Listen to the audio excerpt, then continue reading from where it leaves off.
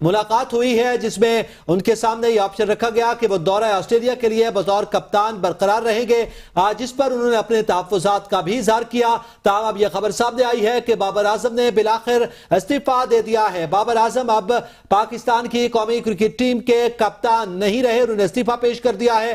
ताहम अभी इस्तीफे की कबूलियत के हवाले से जैसे ही अपडेट आएंगे वो भी आपको बताएंगे, लेकिन इस वक्त बाबर आजम ने तीनों फॉर्मेट से इस्तीफा दे दिया है और बाबर आजम ने कप्तानी से मुस्ताफी होने का फैसला कर लिया है।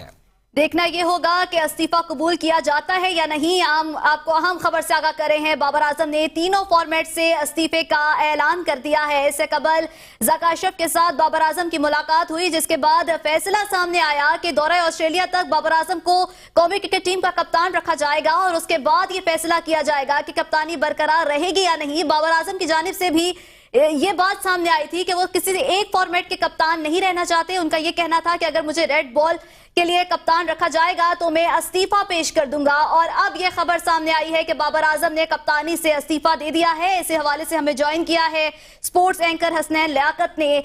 उनसे जान लेते हैं, हसनैन, बाबर आजम ने इस्तीफा पेश कर दिया है।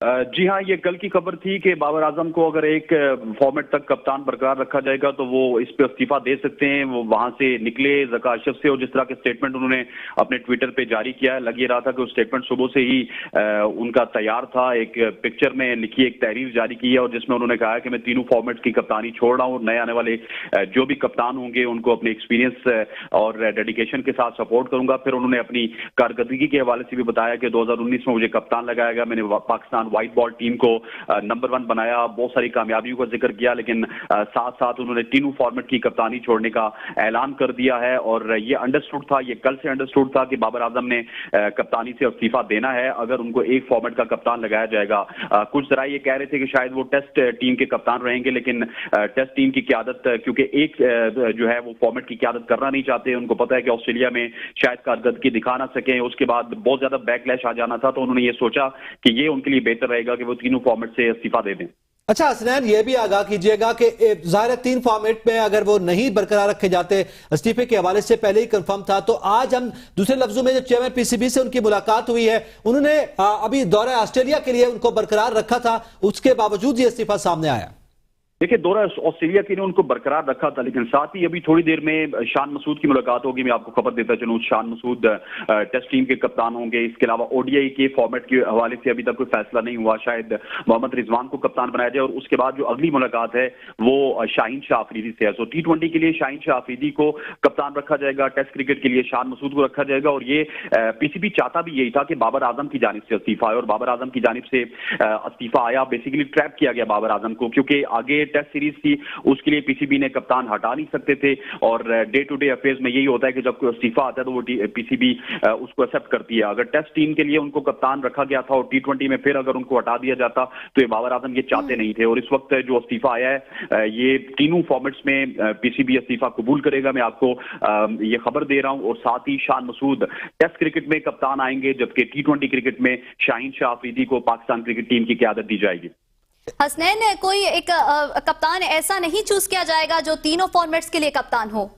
देखिए, ये अब तीनों फॉर्मेट वाली कप्तानी हमें थोड़ी सी महंगी पड़ रही है। तीनों फॉर्मेट की कप्तानी सिर्फ सरफराज अहमद ने ठीक से की, वो 3-4 साल पाकिस्तान टीम के कप्तान रहे। वो भी हर सीरीज के बाद उनको अनाउंस किया जाता था कि सरफराज कप्तान बरकरार रहेंगे। लेकिन जब से हमने देखा है कि पाकिस्तान में जब तीनों टीमों के एक ही कप्तान होता है, तीनों फॉर्मेट का एक ही कप्तान होता है, तो बहुत ज्यादा खराबियां पैदा हो जाती हैं। जो टेस्ट का कप्तान होता है, जो ओडीआई और T20 का कप्तान होता है, वो अपने 3-4 प्लेयर्स को ओडीआई में भी एडजस्ट करने की कोशिश करता है, T20 में भी एडजस्ट करने की कोशिश करता है, और अल्टीमेटली उसका नुकसान जो है पाकिस्तान क्रिकेट को होता है। और यही हुआ अभी ओडीआई वर्ल्ड कप में भी कि बहुत सारे T20 के ऐसे लोग थे जिनको एडजस्ट किया गया था बाबर आजम की जानिब से। ये अच्छा फैसला है कि तीनों फॉर्मेट्स में 3 डिफरेंट कप्तान होंगे। कोचिंग स्टाफ बदल रहा है। मोहम्मद हफीज का मैं आपको बताता चलूं कि वो मिकी ऑथर को रिप्लेस कर रहे हैं, टीम डायरेक्टर के तौर पर आएंगे। इसी तरह यूनुस खान के हवाले से खबरें चल रही है कि वो as a chief selector team को ज्वाइन करेंगे। सो ये तमाम तर जो चेंजेस हैं, ये पाकिस्तान क्रिकेट की बेहतरी के लिए की गई। और मैं उम्मीद करता हूं कि आइंदा आने वाले दिनों में पाकिस्तान क्रिकेट बेहतरी की तरफ जाएगा। जब 3 फॉर्मेट्स के 3 डिफरेंट कप्तान होंगे तो वो फिर हर फॉर्मेट में अलग से टीम डिसाइड होगी। कोई भी कप्तान अपनी बात किसी दूसरे फॉर्मेट में नहीं मनवा सकता। ये पाकिस्तान क्रिकेट के लिए और जिस तरह का पाकिस्तान क्रिकेट कल्चर है उसके लिए बहुत बेहतर है। सही है हसनैन, साथ रहिएगा। अली नासिर ने भी हमें ज्वाइन किया। अली नासिर, बताइएगा आपके पास क्या अपडेट्स हैं? आप जी बिल्कुल, बाबर आजम ने इस्तीफा दे दिया। ट्विटर पर उन्होंने लिखा है कि मुझे पाकिस्तान क्रिकेट टीम की कप्तानी करते हुए 4 साल हो गए थे और मैंने दिल के साथ पाकिस्तान क्रिकेट टीम की कप्तानी की और बड़े अप्स एंड डाउन्स मेरी जिंदगी में लम्हात आए, लेकिन मैं खड़ा रहा। और आखिर में उन्होंने पाकिस्तान जिंदाबाद का नारा लगा और साथ ये भी लिखा कि मैं कप्तानी से इस्तीफा दे रहा हूँ, तीनों फॉर्मेट पर एज ए प्लेयर मैं क्रिकेट खेलूंगा। अब पाकिस्तान क्रिकेट बोर्ड इनका इस्तीफा कबूल करता है या नहीं करता, भी कुछ ही देर बाद फैसला आ जाएगा। अलामिया पाकिस्तान क्रिकेट बोर्ड जारी कर देगा। जैसा कि मैं पहले ही बता रहा था कि जो अंदर उनकी ज़का अशरफ के दरमियान और बाबर आजम के दरमियान जो मुकालमा हुआ, इसमें बाबर आजम ने यही कहा था कि अगर मुझे तीनों फॉर्मेट में कप्तान नहीं रखा जाएगा तो मैं इस्तीफा दे दूंगा। ज़का अशरफ पहले ही इशारा दे चुके थे कि आप फिलहाल दौरा ऑस्ट्रेलिया पर जाएं, उसके बाद हम आपका फैसला करेंगे, यानी कि उसके बाद भी हो सकता है कि बाबर आजम को टेस्ट सीरीज में भी कप्तान ना रखा जाता। तो बहरहाल उन्होंने बाइज्जत तरीके से जाने के लिए उनको एक मौका दिया था, जिसको बाबर आजम समझ गए। और अब उन्होंने ट्विटर पर जाकर बाकायदा एक पोस्ट किया है और कहा कि मैंने 4 साल टीम का कैप्टन रहा, अच्छे बुरे लम्हात सब देखे, लेकिन मेरी कोशिश थी कि पाकिस्तान के लिए दिन रात बेहतर कर सकता, और जो मैंने सर्व किया मैंने दिलो जान से किया, और अब मैं तीनों फॉर्मेट में एज अ प्लेयर खेलूंगा, ना कि कप्तान खेलूंगा। पाकिस्तान जिंदाबाद का उन्होंने आखिर में लिखा और ये अब इस्तीफे की खबर सामने आ गई है। यकीनन पाकिस्तान क्रिकेट बोर्ड भी अपना अलामिया जारी करेगा, उनका इस्तीफा कबूल कर लेगा और बहुत से इम्कान जो इस वक्त मजबूत कैंडिडेट यही हैं टेस्ट सीरीज के लिए जो कप्तान बनाया जाएगा शान मसूद को, और इसी तरह T20 का कप्तान शाहीन शाह अफरीदी को बनाया जा सकता है। बाकी ODI क्योंकि पूरे 1 साल नहीं है तो उसके बाद देखा जाएगा ODI का कौन कप्तान होगा। तो अब ये PCB डिसाइड करेगा कि क्या कौन कप्तान होगा। कुछ ही देर बाद PCB की तरफ से भी फैसला आएगा और अलामिया जारी होगा। और चीफ सेलेक्टर के लिए यूनुस खान से भी बातचीत चल रही है, क्योंकि यूनुस खान से पहले ही बातचीत चल रही थी, लेकिन माली मामलात पर बात रुकी हुई थी। तो अब तमाम तर मामला तय हो चुके हैं। बस पाकिस्तान क्रिकेट बोर्ड ने अनाउंसमेंट कर लिया कि पाकिस्तान क्रिकेट टीम का चीफ सेलेक्टर कौन है और T20 का और टेस्ट सीरीज का कप्तान कौन है। शान मसूद कराची से लाहौर पहुंच चुके हैं और उनकी भी मुलाकात होगी और इसके बाद उनको भी दौरा ऑस्ट्रेलिया के लिए मुंतखब किया जाएगा एज ए कैप्टन, और खिलाड़ियों के भी नामों का ऐलान कर दिया जाएगा। बतौर चीफ सेलेक्टर भी नया अपॉइंटमेंट हो जाएगा। बहरहाल एक डेवलपमेंट स्टोरी यही है कि बाबर आजम ने वर्ल्ड कप में नाकिस कारकर्दगी के बाद इस्तीफा दे दिया। अच्छा अली नासिर साथ रहिएगा, हसनैन भी हमारे साथ मौजूद हैं।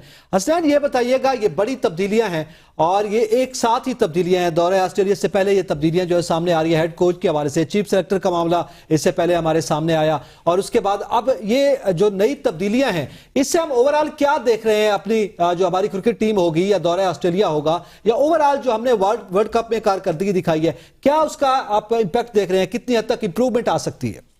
देखिए अब बहुत ज्यादा इंप्रूवमेंट आएगी, क्योंकि बाबर आजम जब कप्तान नहीं रहे तो फिर बहुत सारे ऐसे प्लेयर होंगे जिन्होंने परफॉर्मेंसेज अच्छी नहीं दी वर्ल्ड कप में, उनको भी घर जाना पड़ेगा, फिर फर्स्ट क्लास क्रिकेट खेलनी पड़ेगी। स्पेशली शादाब खान का अगर जिक्र किया जाए, हारिस रऊफ का जिक्र किया जाए, बहुत सारे ऐसे लोग हैं जो कि अंडर परफॉर्म कर रहे थे, उनको अब लंबी क्रिकेट खेलनी होगी, T20 लीग से जान छुड़ानी होगी। और अगर बाबर आजम कप्तान रहते तो डेफिनेटली वो इन 7-8 प्लेयर से कंटिन्यू करते, इनको जो ODI क्रिकेट भी खिलाते। ODI क्रिकेट तो खैर है नहीं, T20 में तो ये सारे मौजूद हैं।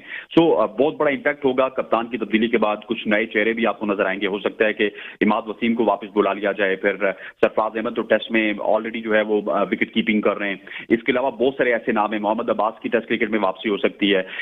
शान मसूद के आने के बाद सऊद शकील एंड कंपनी जो है थोड़ा सा मुझे स्ट्रांग होती हुई नजर आएगी, क्योंकि अक्सर हमने देखा है कि हम स्पिन डिपार्टमेंट में थोड़ा सा वीक थे और कराची के जितने भी प्लेयर्स हैं वो स्पिन को अच्छा खेलते हैं। सो स्पिन डिपार्टमेंट में जो हमारी वीकनेसेस हैं वो हमें खत्म होती हुई नजर आ रही है। फिर शान मसूद की जो पिछले हफ्ते की क्रिकेट है मैं देख रहा हूँ, उनको फर्स्ट क्लास क्रिकेट में भी काफी ज्यादा कवर कर रहा हूं। वो थोड़ा सा एग्रेसिव प्लेयर है और सेल्फलेस इनिंग्स खेलते हैं, सेल्फलेस क्रिकेट खेलते हैं। 68 गेंदों पर 99 रन बना के वो अपनी सेंचुरी नहीं करते, 90 रन बना के वो अपनी सेंचुरी नहीं करते, बल्कि टीम के लिए खेलते हैं। तो इस तरह के प्लेयर टेस्ट क्रिकेट में हमें इस तरह के प्लेयर्स की जरूरत थी। और जहां तक शाहीन शाह अफरीदी का ताल्लुक है, देखिए एतजाज मुझे थोड़ा सा कंसर्न है शाहीन शाह अफरीदी के हवाले से। उनकी लॉबी बड़ी मजबूत है, शाहिद अफरीदी ने प्रॉपर लॉबिंग की, फिर